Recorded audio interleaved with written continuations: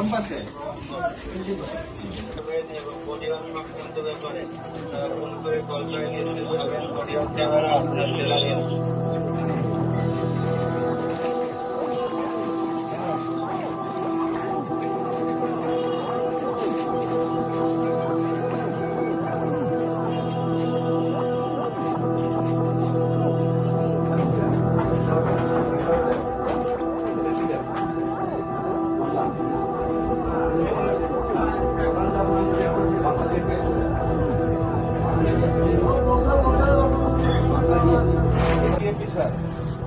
নিয়েছে 1750 টাকা, দাম হচ্ছে 1050 টাকা, যেটা নিয়েছে 1700 টাকা, কত নিল? 650 টাকা, 1 বছর লাগে। এখন এই বিএপি দাম হচ্ছে 1000 টাকা, সেটা বিএপি বাংলা হোক, ইংলিশ হোক, যে দেশের হোক, এখন উনি 1350 টাকার সাথে 2200 করে পুরোটা লেখা দেখুন যে লেখা আছে কত, আমার কাছ থেকে নিল কত। যদি এর থেকে 1 টাকাও বেশি নেয় তাহলে আমাদের কাছে জানাবেন। মোবাইল নাম্বারটা তুলে রাখেন, একজন তুলেন, পরে সবাই নিয়ে নেন।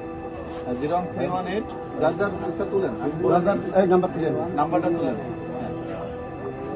01318 396972 ঠিক আছে? এটা ভোক্তা অধিকার মাগুরার নাম্বার, ভোক্তা অধিকার, ঠিক আছে? যদি এরপর থেকে বিদার এরকম বেশি নেয় আমাদেরকে জানাবেন।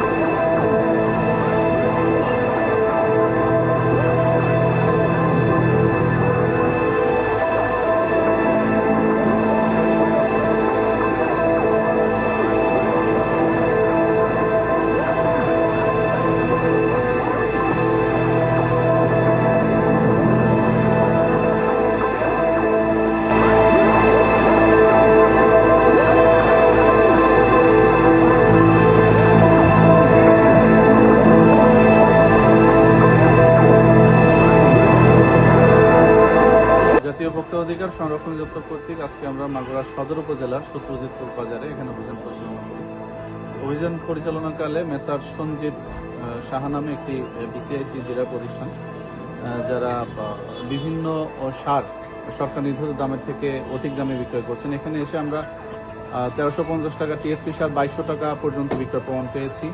সেই সাথে 1050 টাকা ডিএপি সার ওনারা 1700 টাকা করে বিক্রি করেছেন। তো এছাড়া যে ওনারা যে অধিক দামে সার বিক্রি করেছেন এর সপক্ষে তারা তাদের রেজিস্টার বা কোনো ভাউচার তারা প্রদান করেনি এবং রেজিস্টারও সেগুলো তোলা হয় নাই, এবং এটা মানে পুরোপুরি কৃষকের সাথে এক ধরনের প্রতারণা এবং কৃষকের থেকে দাম বেশি নেওয়ার অভিযোগে যেহেতু আমরা সত্যতা পেয়েছি, এই প্রতিষ্ঠানটিকে আজকে আমরা 1 লক্ষ টাকা জরিমানা করেছি এবং তাদেরকে পুনরায় আমরা সতর্ক করে যাচ্ছি যদি ভবিষ্যতে এই ধরনের অনিয়ম আবার পরিচালিত হয় তাহলে আরো কঠোর আইনানুগ ব্যবস্থা আমরা গ্রহণ করব।